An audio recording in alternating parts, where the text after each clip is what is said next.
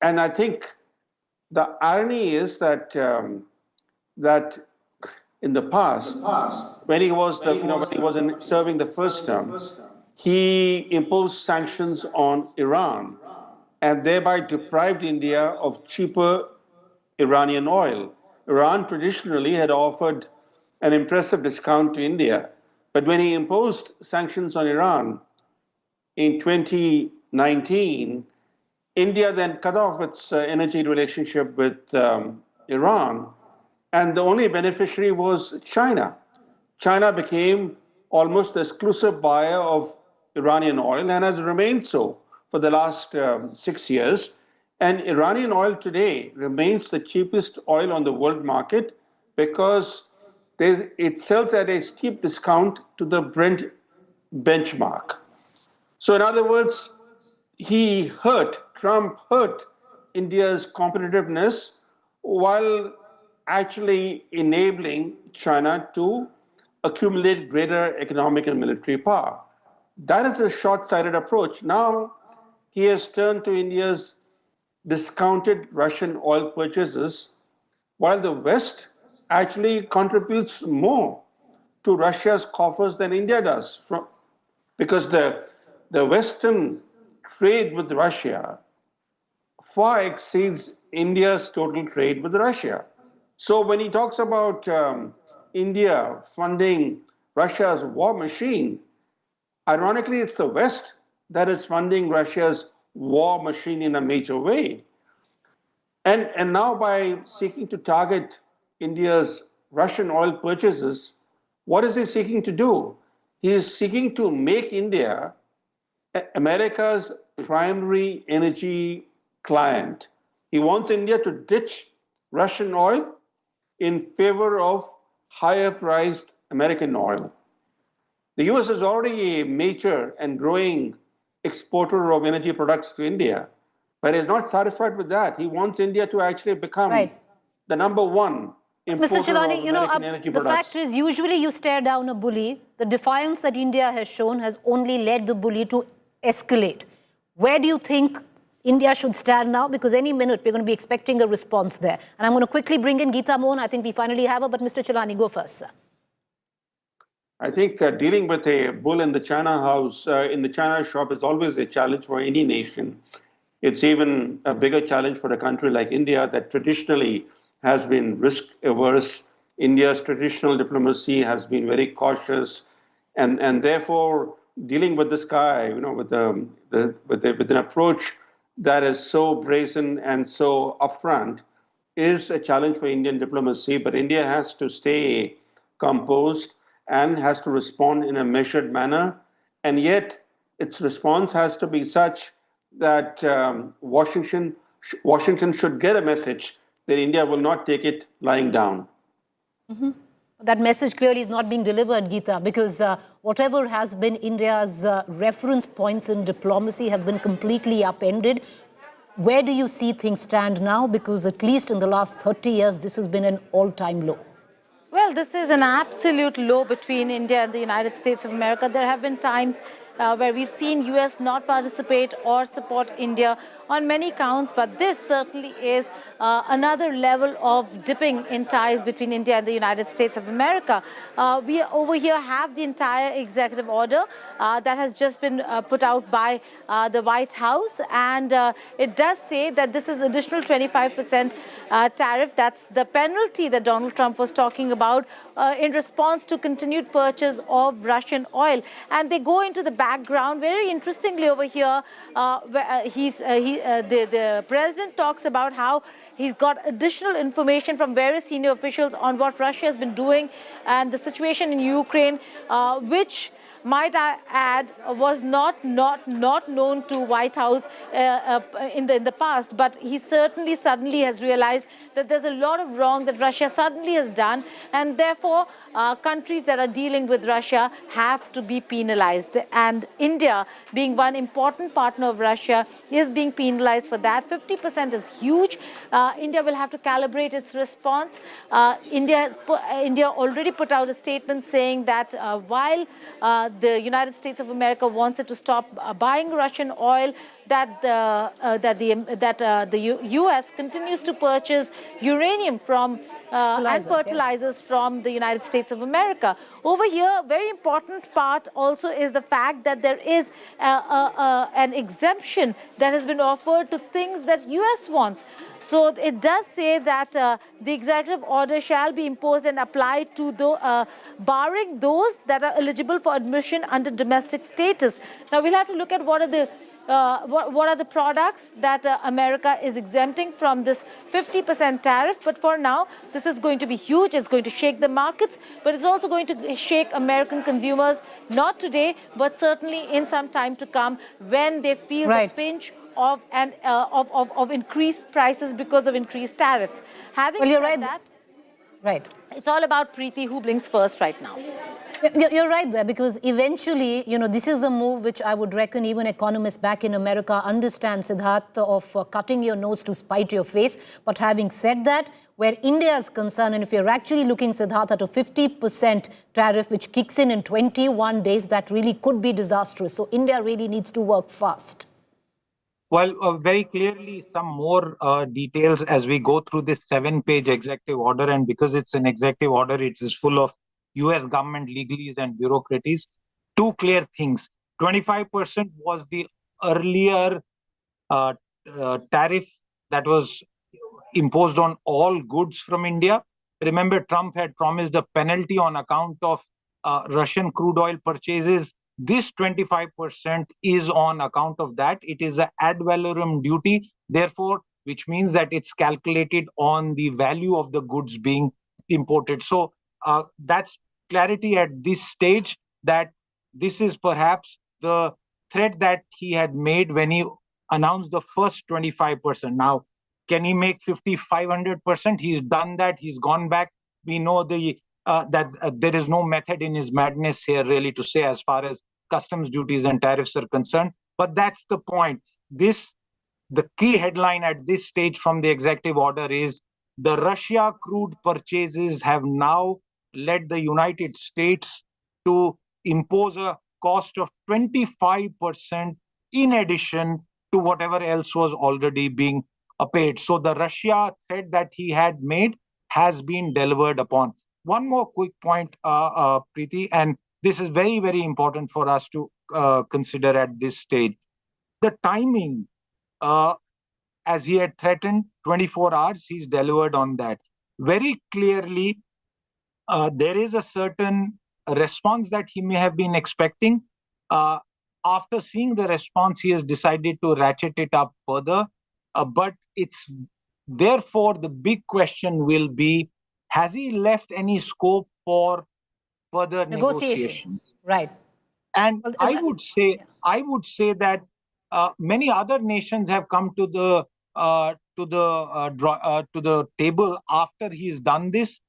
Will India do so? That's the key thing that we need to find answers to. And what's the way to deal with it? Because till now we've been defiant. Staring a bully down clearly hasn't worked as of now. What are we dealing with? What could be the implications of it? Karishma, would you want to quickly weigh in on that? And we'll go back to Mr. Chalani then. Yeah, Preeti, I think India definitely is in tight spot, and there have been no bargaining chips that the US has offered us. But what is interesting is, and this is because you were discussing about the negotiations that are pending to happen, especially on the bilateral trade agreement. Look at the timeline. August 25 is the date when officials from Washington are to be visiting India to continue the bilateral trade talks and to seal the deal at least by October, so that we do away with the 25% now plus 25% tariff. And around August 26 and 27, if I calculate 21 days right from here, is when this extra additional 25% tariff will come into being. So if the negotiations are going to be on, which is going to be the next big I think information for us to track, then this could be an opportunity for us to roll back. Because if we see currently we are at par with Brazil. We are one of the top, in the top 2 countries to be imposed with a high tariff, despite the fact that we've had a first-hand advantage and we've had multiple meetings with the officials from Washington. Mr. Chalani, what would be right now diplomatically prudent? right? Is it best to back off a little because we've been very, very defiant, we've dug in our heels, but we don't know who we are dealing with? What would be the best stance for India right now?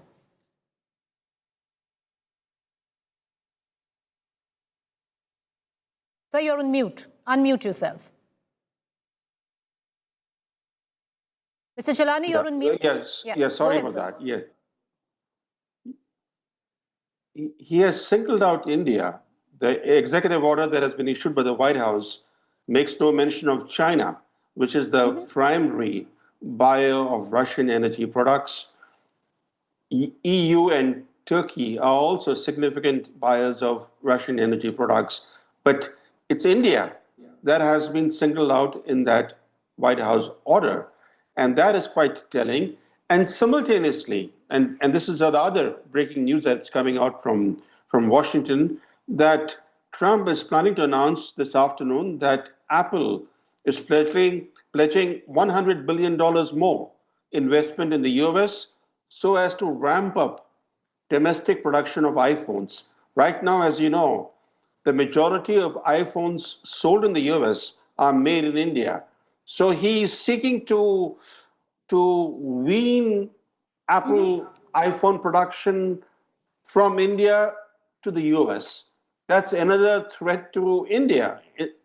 The whole purpose of the Quad was to diversify supply chains. It was designed to make supply chains more not only diversified but more sustainable, more diversified in the sense that taking production away from China to countries that are major democracies.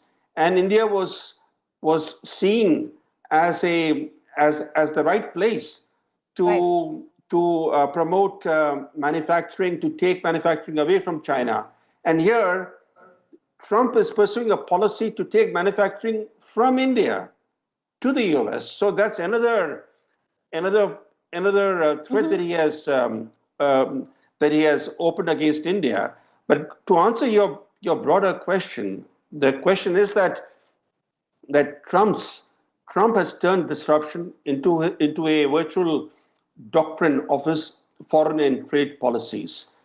And dealing with him requires both firmness with diplomatic engagement. You have to balance firmness with diplomatic engagement. And firmness will have to include some countermeasures, that is, counter tariffs, because even Canada, which is a much smaller economy compared to India, Canada's response has been to impose retaliatory tariffs on the US. And Brazil is also standing up to US in a similar way. So firmness has to mean more than just rhetorical statements. It has to include what India did during Trump's first term.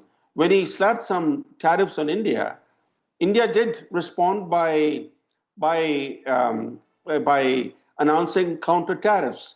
And that eventually led to negotiations and the withdrawal of these tariffs on the eve of the G20 summit in New Delhi in September 2023. So I think firmness with diplomatic engagement holds the key. Is the solution? Well, India has to do what it has to do for self-preservation right now. And I think that's what India would be deliberating because this is huge, huge news coming in, which takes India's relationship with the United States of America to debatably at an all-time low. The latest that has come in, which President Trump, through an executive order, has slapped India with a 25% penalty extra tariff, which takes the tariff on India all the way to 50%, which is pliable in 21 days from now. All of this, viewers, in the backdrop of the United States of America. All right, let's quickly get in the reactions coming in thick and fast. Listen into Shashi Tharoor. In these circumstances. For past a decade, we have seen the entitlement of India to United States. So, can you see all these happening just because of this, sir? I'm sorry, because of what? Entitlement of India to US, sir. No. We engage with all countries. We keep open lines of communication to all countries. Frankly, we were importing goods from China China soon after they killed 20 of our soldiers. So it's not as if we have shut down relations with anybody. We are a country that believes in having multiple relations with multiple nations and partners. So I don't think that is going to change. But the emphasis, the opportunities, the degree of involvement, etc., will all be affected by an unfriendly development like this, certainly. He has already threatened India to impose additional tariffs, and now he has done it. So, what next President Trump wants to achieve, sir? What he is doing now, sir? I think only he can answer that question, my friend. Don't ask us. Thank you so much.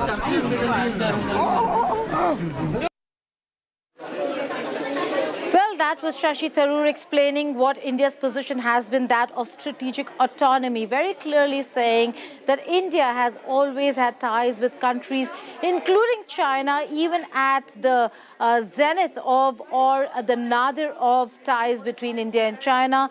They did not stop trading, and therefore this entire bully tactic of America should not work, or the Indian administration should be looking at what it is going to do. Now, in terms of response, the Indian side made it very clear that they are going to continue doing business the way they want to, keeping their strategic autonomy in mind. But that was when the percentage was about 25%. Trump came out saying that they are going to penalize India, that America is going to penalize India, and he has done exactly that in this executive order. But he's not just done that. Every time Trump has put out a statement, an action, there's always been what he's going to do in retaliation. And this statement clearly says that in case there is retaliation, there is going to be another order that he will pass to ensure there's retaliation. Going back to the studio now. Big story coming in on India first. The United States has imposed additional sanctions on India, additional tariff. 25% additional tariffs have been put on India. Big story here on India first. The big question remains, what will India's response be? The United States had already spoken of 25% tariffs. Now, US President Donald Trump has slapped an additional 25% tariff on India in response to India's continued oil purchase from Russia. Donald Trump has just signed an executive order imposing the additional 25% tariff, and this effectively would take tariffs imposed on India to 50%. The statement that the US President Donald Trump has just put out says, by the authority vested in me as president by the Constitution and the law of the United States of America, including the Emergency Economic Powers Act, to deal with the national emergency described in the Executive Order 14066. Donald Trump writes, I determine that it is necessary to appropriate to impose an additional duty on imports of articles of India, which is directly or indirectly importing Russian Federation oil. In my judgment, imposing tariffs as described below, in addition to maintaining the other measures taken to address national emergency described in the executive order. The big question remains, how is this a national emergency in the United States of America? Is Donald Trump misusing the emergency powers of the President of the United States to impose tariffs? Because several analysts in the United States have also argued that imposition of tariff is the work of the US Congress and not the President. And is he using tariffs as a weapon to target sovereign democracies and force them into submission? The other big question on India, how will this 50% tariff impact Indian exports to the United States of America?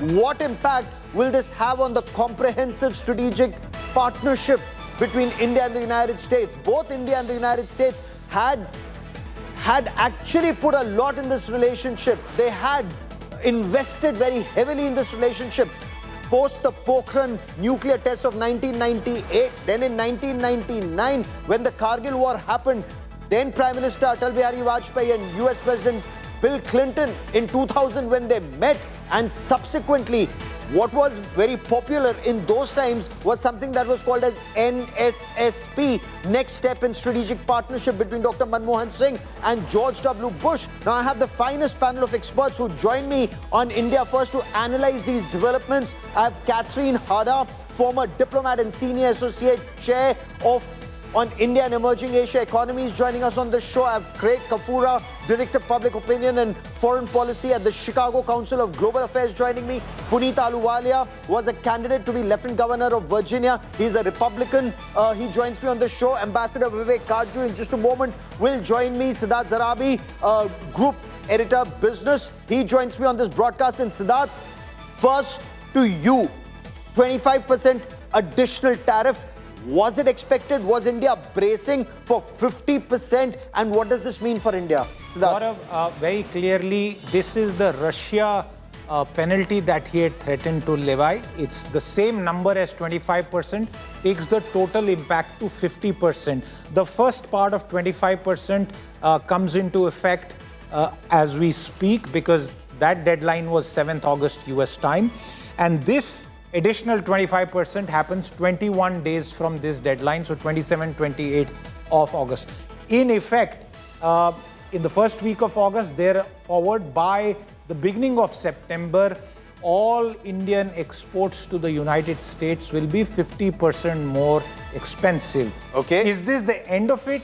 Can 50 go up or down? We don't know, but it's going to have a clear-cut impact in the near and short term on Indian exports and the US consumer for a variety of goods categories. So let's take this step by step. I also have Karishma joining us on this show. Karishma, India was bracing for this. India has effectively been able to grow at 6.5%, 7%, the RBI predictions. But with this, with 50%, how are markets likely to react?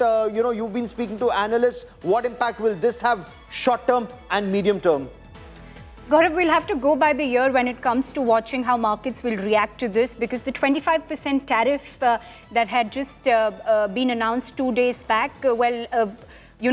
strangely, the markets did not react much to it. There was a slight dip. They were flat on its opening, but and they also pulled back again quickly, which also speaks of the fact that investors were prepared of this to happen. Definitely when the whole announcement kicked off in April, it was the first time when President Donald Trump had introduced his idea of this tariff war across the countries, is when markets across APAC region reacted, be it Japan, be it China, or be it India.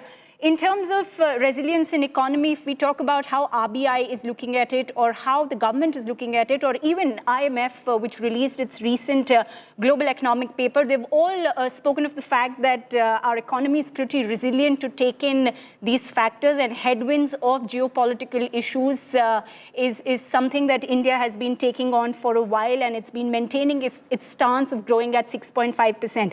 But the big question is an additional 25% tariff. Were we expecting that? We are currently at par with Brazil.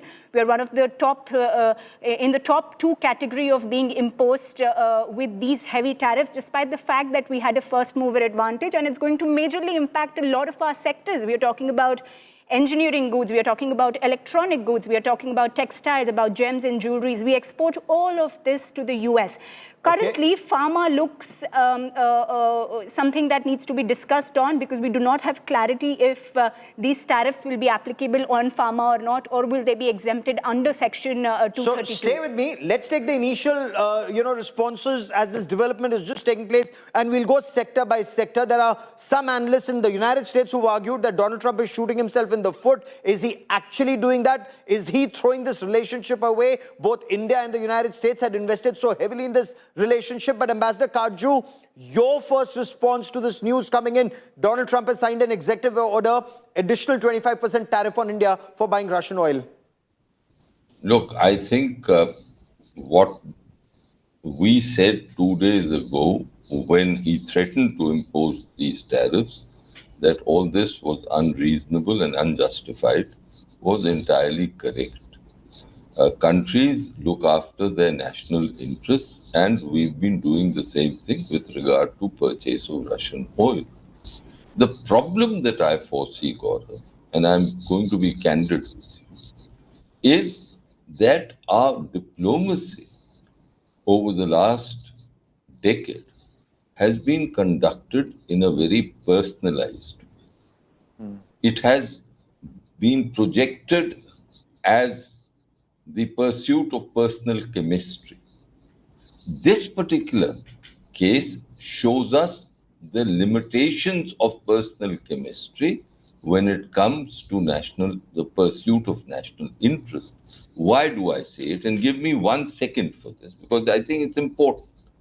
You see, leaders are responsible ultimately to their electorates. I think Trump, in his own strange, what I consider to be totally quote unquote mad way, thinks he is responsible to those who have supported him, his MAGA group, right? And he is not bothered about personal friendships, even if he may say so and so is my friend. We have to be equally cold blooded. The problem I see is that over the last 10 years, we've hemmed ourselves in. And now we'll have to be very nimble, very adroit in breaking these, in going over these geopolitical hurdles that we've created. Because let us not forget that the statement that we issued clubbed Europe and the United States together. Yes. When, if I may say, the casus belli, if I may use that word, was really the Americans. The Europeans are being hypocritical, yes, but they've not imposed tariffs. So if I were there, I would have focused narrowly 2 days On the ago United States. on the United States, not on the Europeans, because today I may need the Europeans more than any other time. Now, as far as China is concerned, today has been announced that Prime Minister is going to China. Yes. We have in the past always followed this policy of multi-alignment. But we know our difficulties with China, whatever we may say, after 2020. So with Russia, we cannot abandon them. Whatever Trump may say, we've got to now bite the bullet. We've got to get the political class together. We've got to get the nation together, and that will require great statesmanship on both the part of the government and the opposition. Because don't That underrate India speaks in the one challenge. voice. Yes, and my last point here, Siddharth will be able to correct me, but it is not only a question of these tariffs having an impact on our commercial and economic ties with the United States. They might have a bearing on our commercial and economic ties elsewhere too. And that is Very what is my interesting. concern. But if I'm wrong, I'll be delighted. But let Siddharth say I'll come to Siddharth. And Siddharth, you must respond to what Ambassador Kaju argues or is putting forward that point. Will this also have a wider impact? But I also quickly want to bring in Craig Kafura into this conversation, and Puneet Ahluwalia also joins me from the United States. Craig Kafura, the impression in the developing world is that Donald Trump wants submission. He does not want a win-win deal. He wants a Trump wins, everyone submits kind of a deal. I don't think that's an incorrect reading of how the administration is going about this. The administration seems very clear that it's willing to impose substantial economic pain on other countries in exchange for imposing slightly less economic pain on itself. But I have to say, this approach really isn't a popular one if you look at polls done among the American public. Most Americans now disapprove of Trump's handling of tariffs and foreign trade. Our own polls at the Chicago Council find that most Americans now support pursuing a policy of free trade instead of trying to do these tariff carve-outs and trade wars. So although Trump's certainly pursuing his agenda, it's really not resonating much with the public at home. Okay. Puneet Ahluwalia, sanctions on India and not on China, which is actually the largest, country buying largest amount of oil from Russia. Clearly, as Henry Kissinger warned, to be America's friend is fatal. Well, Gaurav, first thing is it's a pivotal moment for India to do.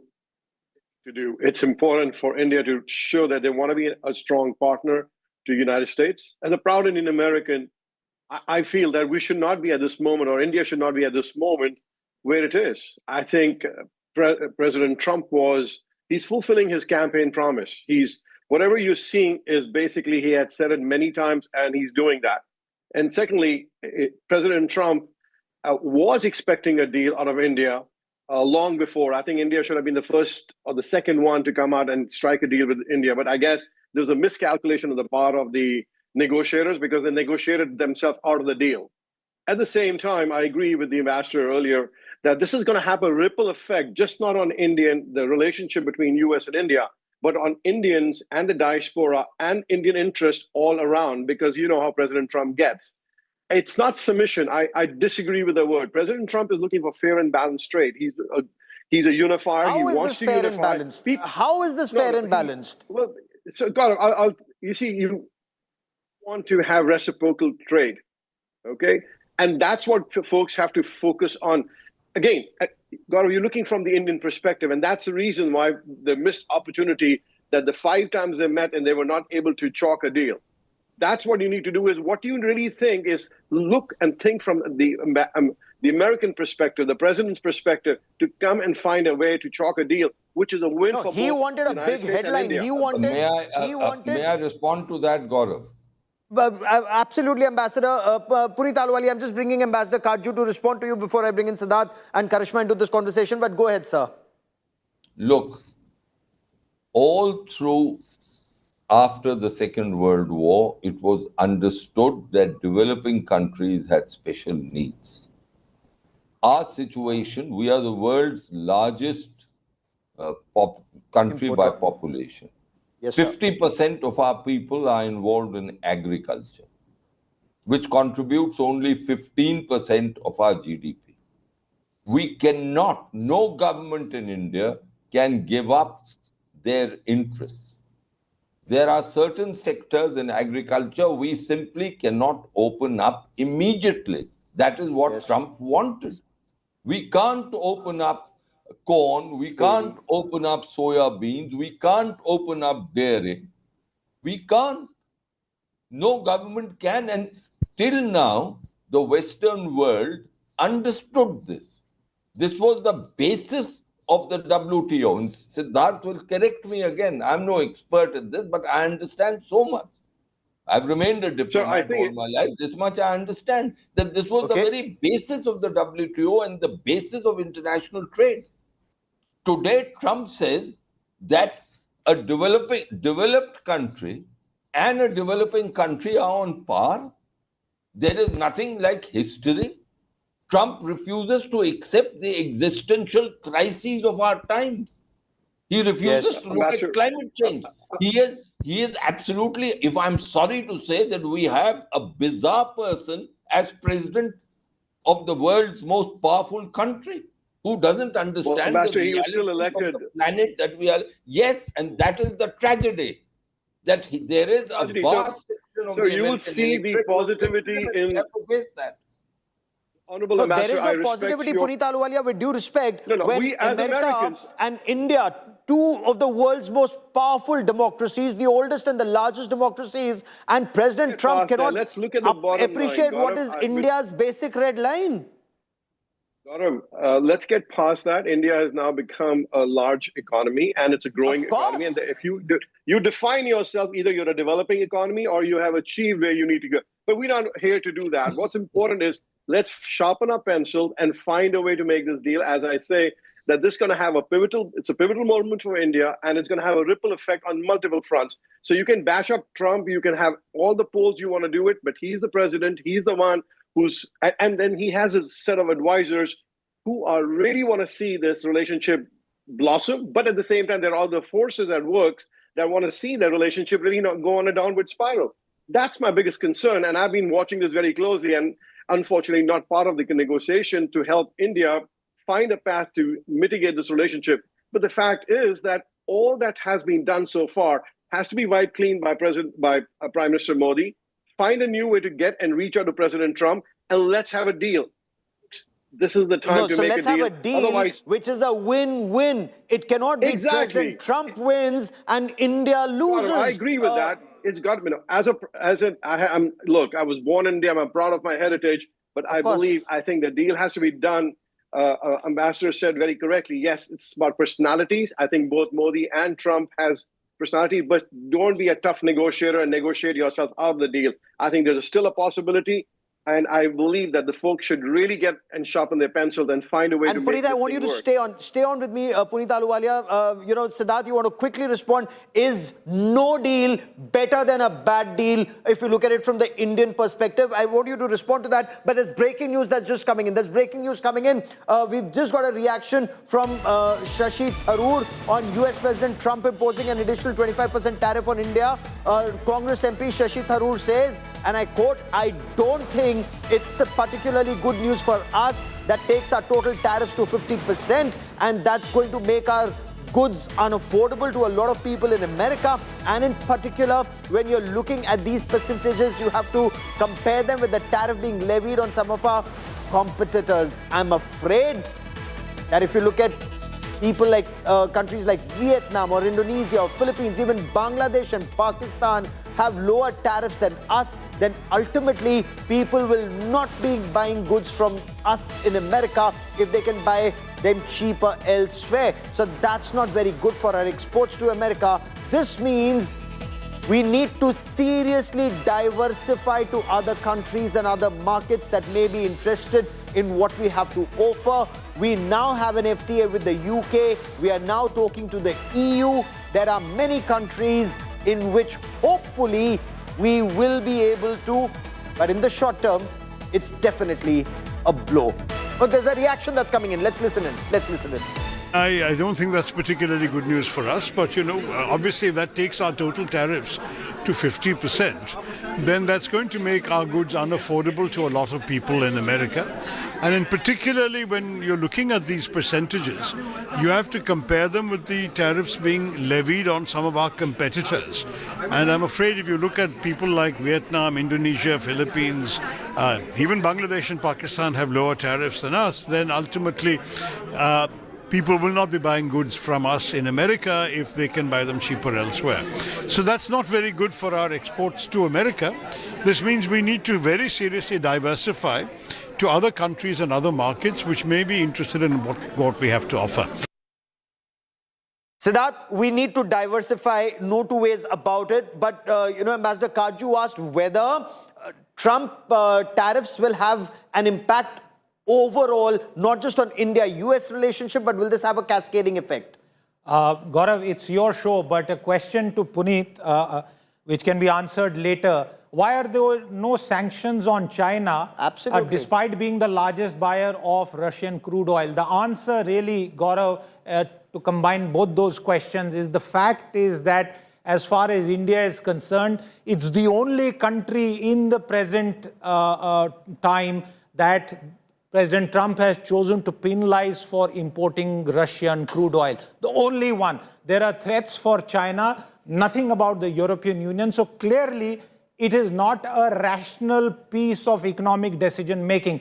And while Puneet Ahluwalia seems to suggest that, we negotiated ourselves out of it, sorry, that's not going to happen. We are not going to sacrifice the economic security, well-being and livelihood of 500 million Indians for Americans. That's not going to happen, simply not. You can sell us blueberries, that's fine, but you're not going to send us wheat, rice or soya and so many other products. Out of the question.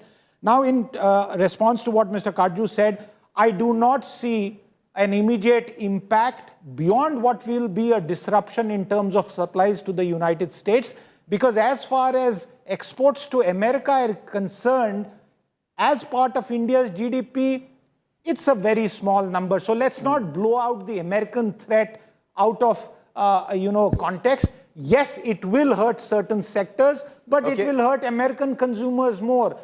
And is it already hurting some of the American consumers? Nike, Adidas... Gaurav, if I might just say that I'm very reassured by what Siddharth has said. Absolutely, sir. And President Trump responded to the real data by firing the head of the agency that was supposed to come up with real data. So nothing more to be said, frankly.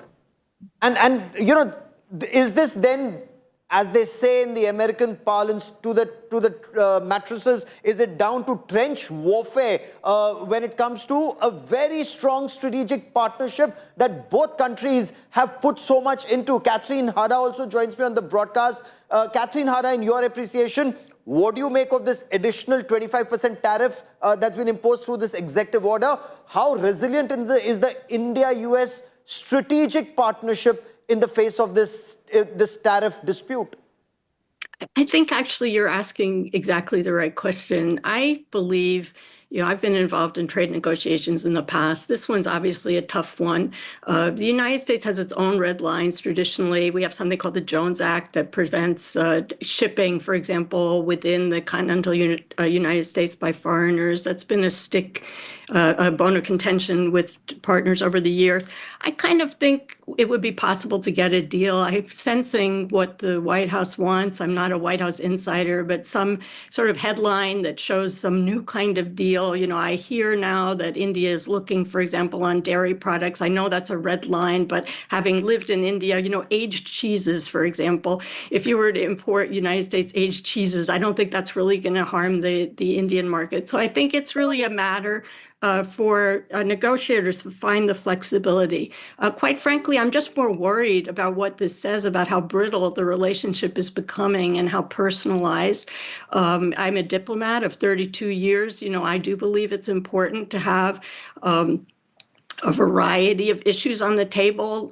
We just did a joint space initiative, which is very exciting. I think that this White House has narrowed the scope of what we're talking about to get deals, to get trade, but everyone knows we have a vibrant NRI community in the United States, our people-to-people ties.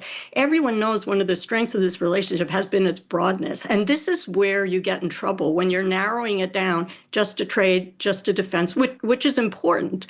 I think we can reach the trade agreement. I'm a little more worried about suddenly Pakistan being an issue between our countries. And it's going to take some work to get us on track and some commitment.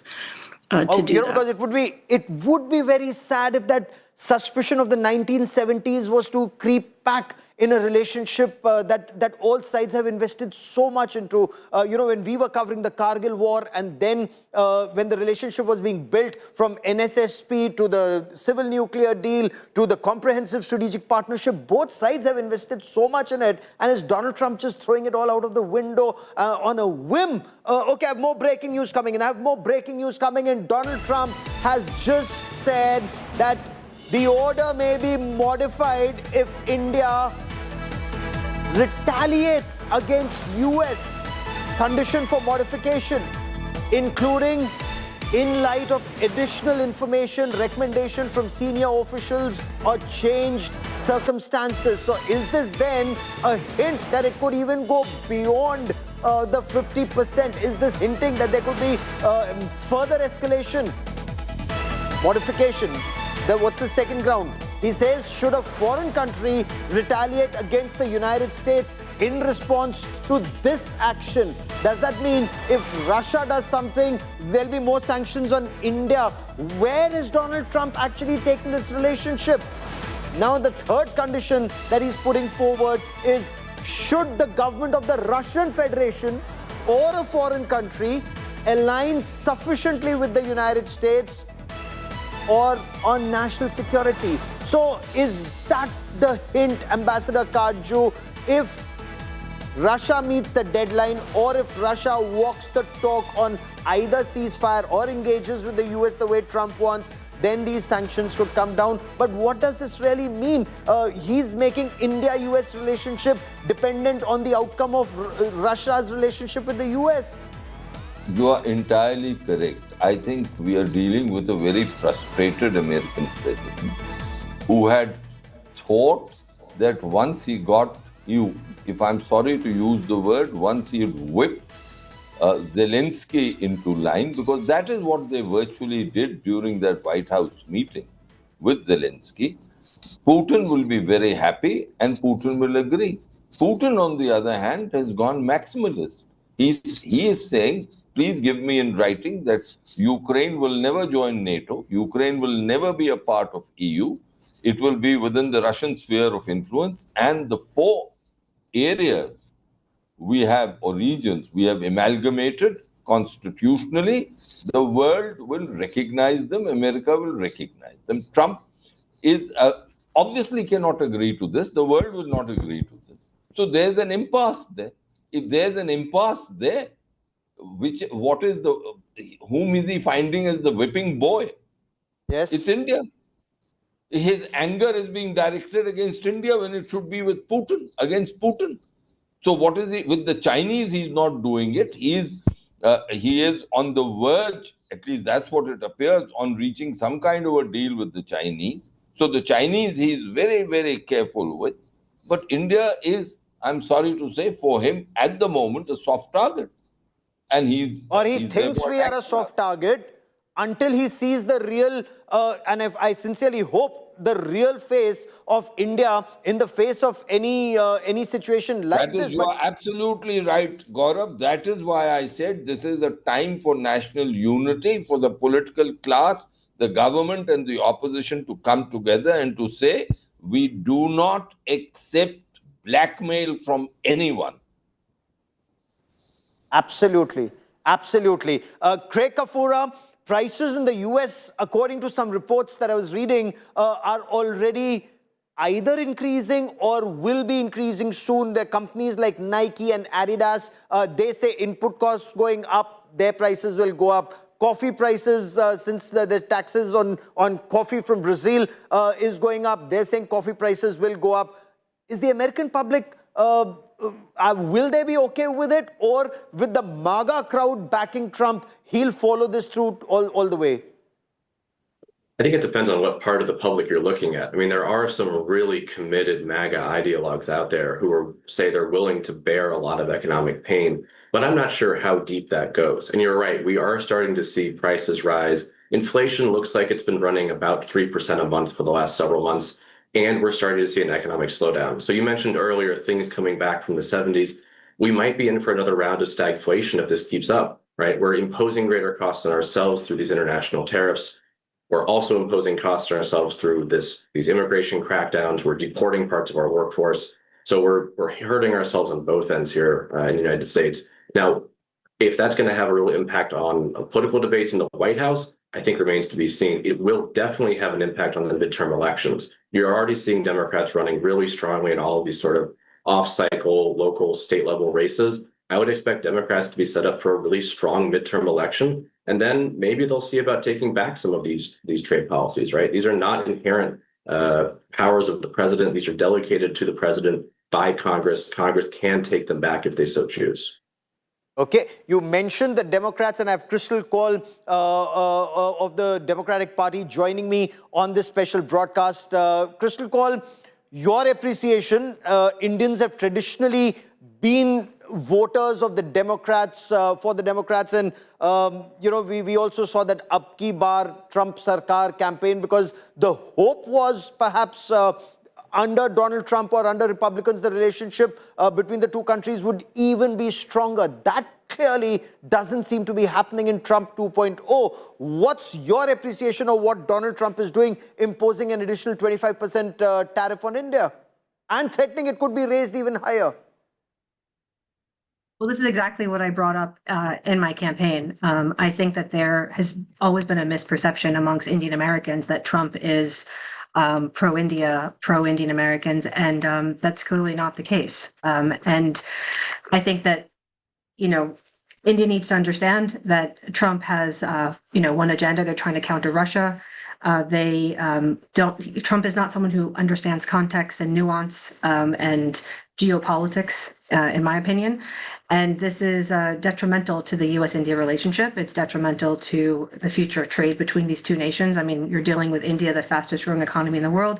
And frankly, it's taken so much since the U.S.-India nuclear deal to bring these countries closer together, right? The oldest and the largest democracies in the world. And I think it's just tragic, all the work that's been done from, President Clinton, from President Obama, President Biden, till date, that's just being undermined by, frankly, an impulsive decision, one that's illogical and one that will have ramifications, for as long as this is imposed, and especially if it goes up. And for what? I mean, this is just a threatening tactic. That's what Trump does. He uses these tactics, to basically say, signal India, that they can't have any trade or any relations with Russia, right? Which is impossible. You'd be undoing years of a relationship that has nothing to do with politics. It has nothing to do with India being communist leaning. And this has been the problem with the U.S.-India relationship from the inception of India. There is non-alignment. And our External Affairs Minister has tried to explain this because it's the Americans who are getting closer to Pakistan. It's the Americans who are arming Pakistan. That's one reason that India was forced to buy weapons from then Soviet Union. And it goes on. But Puneet Ahluwalia, respond to Crystal Cole saying Donald Trump does not really understand the nuances of India-US relationship and all that investment made in the past quarter of a century, 25 long years plus, is, God forbid, it may just be thrown out of the window. Well, Crystal is not clear about Donald Trump's capability because he really reached out to various facets of different communities and got elected president. But at the same time, he was the first guy who brought peace in Middle East. Look at the Abraham Accord. He was the first guy who reached out to North Korea. So it's not that he wants to use his personal relationship. Look at the dynamics between President Trump and Modi. Please don't discount his ability to reach out and work with world leaders. The important thing is he is very business focused. He looks at the bottom line. At this point, he wants to find a way to mitigate peace with Ukraine and Russia. And he wants to find a way to starve Russia and its financial supporters. Same thing he's doing with Israel and Iran. And that's the other thing is that, unfortunately, India does business with both Iran and Russia. So there are more dynamics that meets the eye, but please don't discount his ability to what Crystal said. But more importantly, as I said earlier, and a lot of folks want to talk about, there's still an important piece.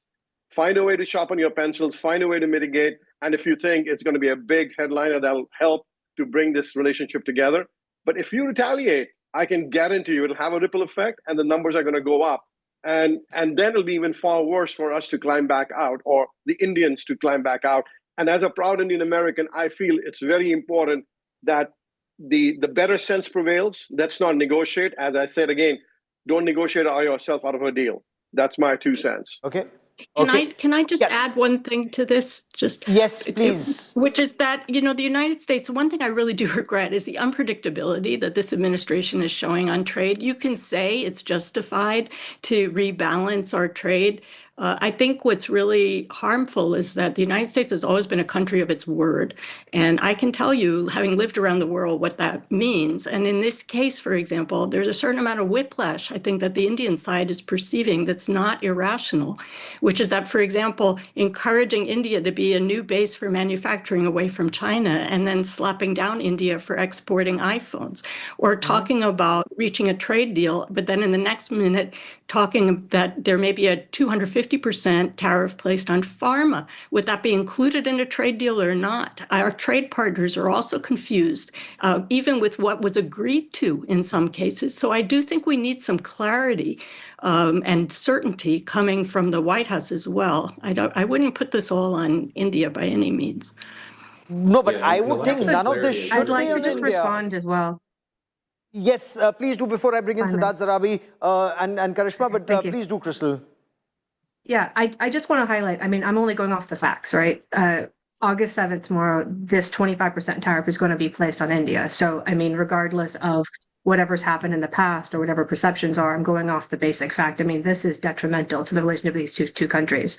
And Catherine, I appreciate your views. I used to work for the South Asia division at CSIS, and this has taken so much for these two countries to come together. So you can't just make a power move like that because you're the US on not just India, but so many countries around the world as a threatening tactic. That's just not how our global independence and geopolitics and trade works. And it's going to hurt Americans in the end of the day. Absolutely, because as an Indian, I would think, how much can I really trust America if this is how a comprehensive strategic partner behaves with me when I want to be friends with you? I want a good trade deal. Isn't it, Siddharth?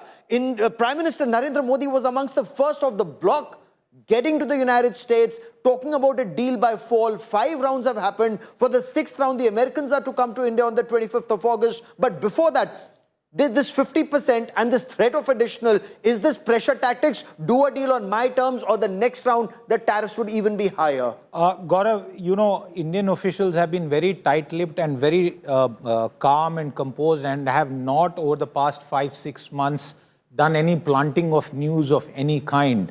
Yet I must now say, and one can reveal this, the US approach during the conversations left many of our negotiators confused.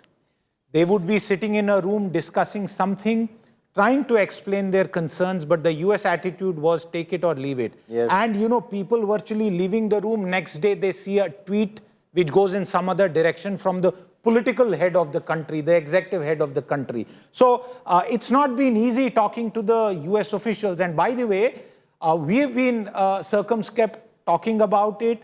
Go look at what the Japanese have said on record. Look at Switzerland. Look at so many other countries. They don't even know who they are talking to and what the United States wants from a so-called partner country. If we engage for so much time, and if agriculture was such an issue, why not do a piecemeal by piecemeal deal? India repeatedly put on the table that we can do a early harvest kind of early bilateral trade pact by October, November, and we can keep talking about the rest over the remaining months. Yet you want all of it in one day. That's not going to happen. You cannot push around India like this. And I think it's, while there may be short-term pain, certain sectors, certain exports will get impacted, but we have gone through this pain delivered by the United States in the past a few times, and I don't think that's going to change. So I strongly disagree with this feeling or this voice on our show, and with all respect, I say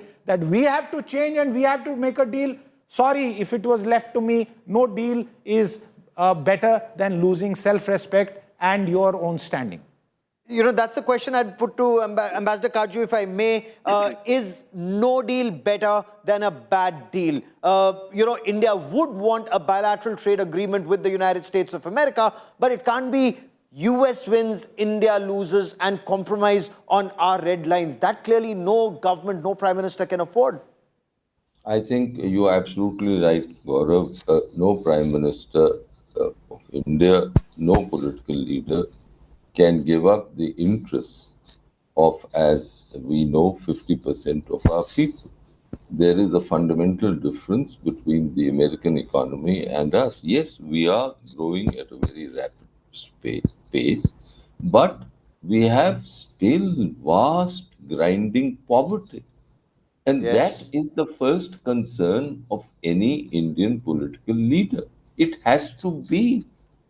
And that is something which I find that the President Trump just doesn't seem to understand. Point one. Point two, I think the years since 1947 and the India-American relationship as it has evolved, and I, for one, favor a good relationship between us and the Americans.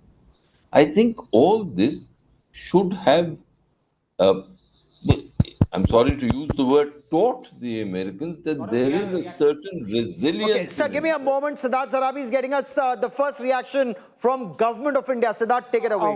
The operative part, it is extremely unfortunate that the US should choose to impose additional tariffs on India for actions that several other countries are also taking in their own national interest. We reiterate that these actions are unfair, unjustified and unreasonable.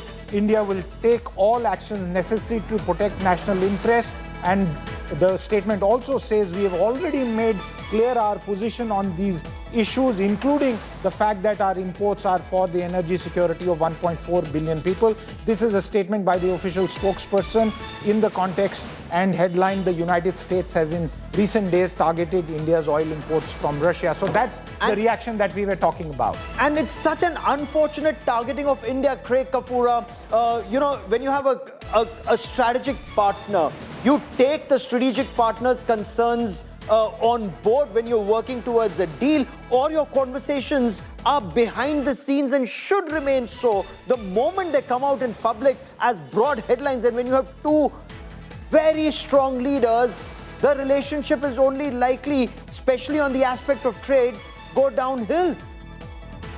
Well, if it makes you feel any better, you're not the only country that's getting treated this way. I mean, look at how Trump has treated Japan, America's key ally in East Asia, the South Koreans, another key ally. The entire European Union has been treated like this. So this is just one in a pattern of the way that Trump deals with foreign countries and foreign trade. And I'm not surprised that your negotiators have been frustrated and confused because the U.S. approach to trade under Trump has always been frustrating and confusing.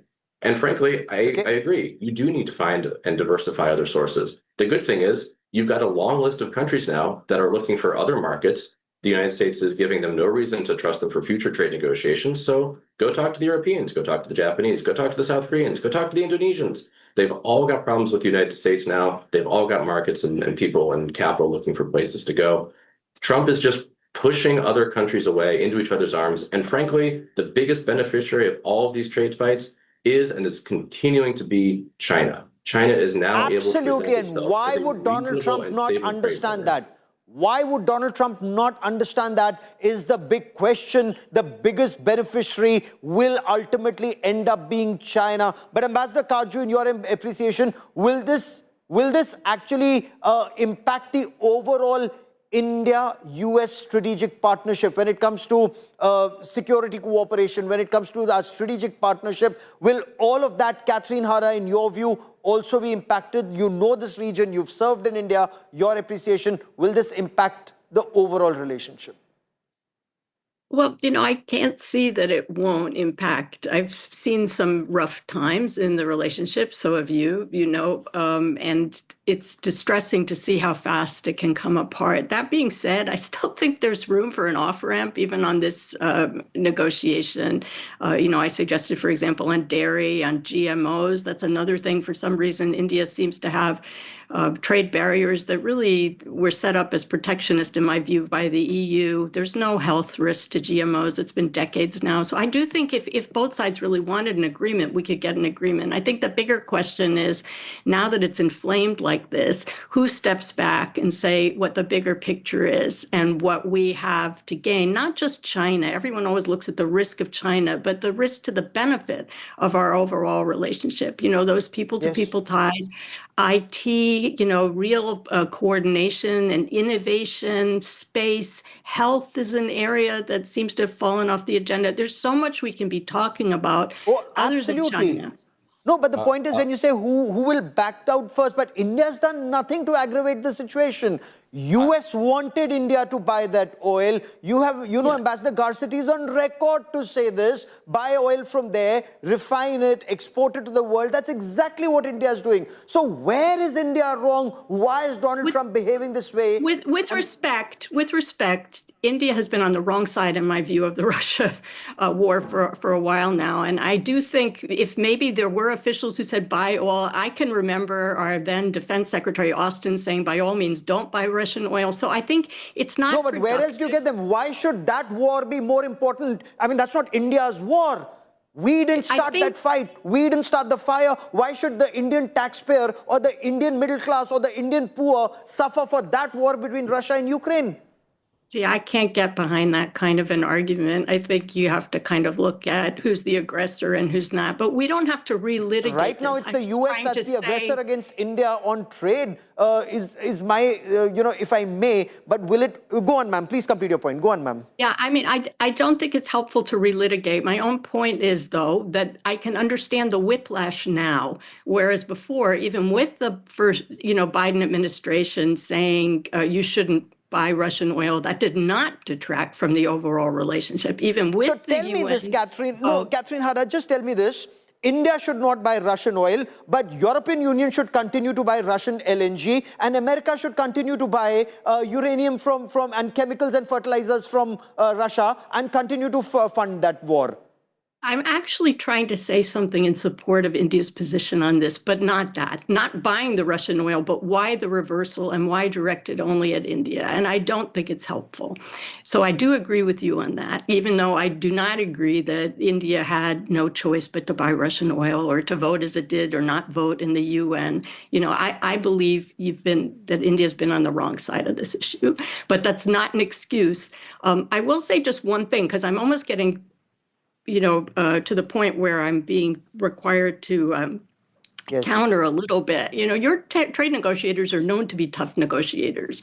And there are a lot of Washington negotiators who have a long history of negotiating. I think it's time for, you know, flexibility on everyone's part. I can see that it is possible to get an agreement. What I'm more worried about is the backlash.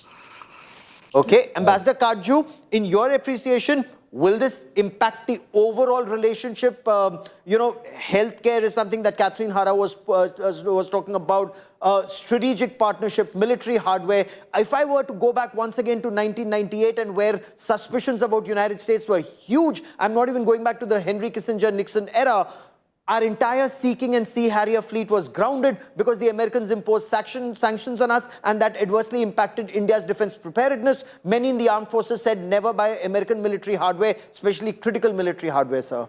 Are we going back to that times? I think there are segments of industry in India and in the United States. There are segments within the security sector in both countries who would favor the continuance of a strong relationship. I think there is bipartisan support in the US Congress on a strong relationship. But there is one aspect which is worrying me.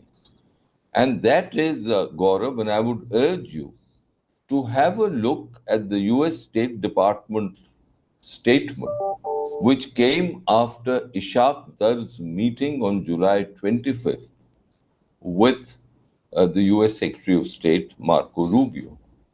In that statement, the US expressed great appreciation for Pakistan.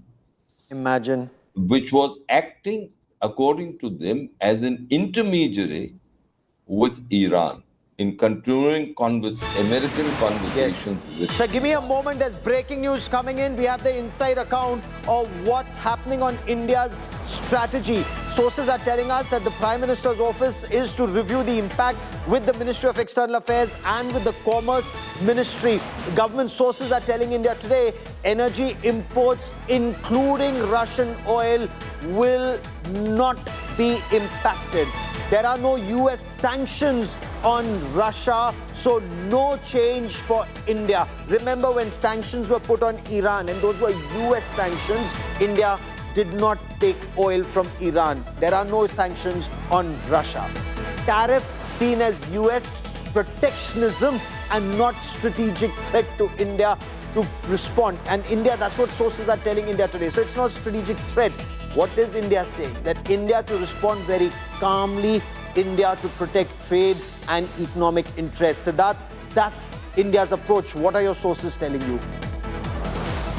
And what we are picking up from the official statement and my colleague Chetan Bhutani in Business Today, what he's picking up and reporting, it's clear that as of now, there is no rollback on the continuing purchase of Russian crude oil. I think that's the headline that should be read in between all the print that we are seeing on this. There is no walking back on that. So if President Trump feels that he's going to ignite a trade war with India, I don't think we are going to either speak like the Chinese or behave like the Brazilians. Okay. It's very clear that this penalty imposed specifically on Russian crude oil has had a response which says that Russian crude imports into India will continue. Gaurav. There's a big reaction that's coming in from Leader of Opposition in Lok Sabha. Rahul Gandhi has reacted. Rahul Gandhi has also said imposition of 50% of tariff is bullying tactics. The Prime Minister should not let down India's national interest. India should not buckle under US pressure. Karishma, that's a strong reaction that comes in from the Leader of Opposition, which in turn, Karishma, would actually embolden the government's stance. This is India virtually speaking in one voice. Absolutely, Gaurav. In fact, it has been for a while, which Siddharth was also reiterating, that India has taken a very calm and composed way out. Let's not forget that the whole theatrics of how a very classic Trump tariff move has been seen. It's like a deja vu. Back in 2018, they had done similarly with China. Back in 2020, around 2023, before in the new election era, they had done this with EU, and then they had to roll back all the tariffs, and now it's India. So it's a very classic move. They've done this with China, they've done this with EU, where They punish and then they offer you a deal on the negotiation table. Is that the template? Is that what will happen? We'll be tracking that story very, very closely. To all my very well-respected guests for joining me on this special broadcast, many thanks. Indications from India. India does not buckle under pressure.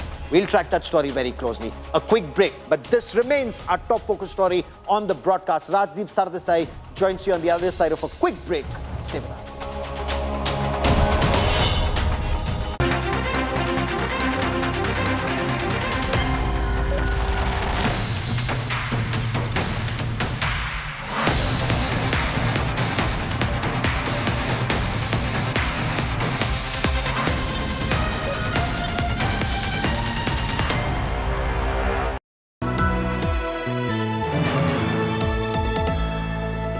Association with Century Ply Club Prime. Raho befikar. Moto G96 5G. All eyes on you. Mangaldeep दिल से करो बात भगवान के साथ। मंगलदीप धूप cons 2 गुनी खुशबू के साथ दे पूजा का बेहतर अनुभव। माय बर्थडे गिफ्ट टू पापा, ये उनके पापा की पहली गाड़ी एक गराज में पड़ी थी दार्जिलिंग में। फिर 3 मैकेनिक, पेंटिंग, पॉलिशिंग। जब इसे फाइनली घर लाया ना, तब लगा लाइफ में ग्रो किया है।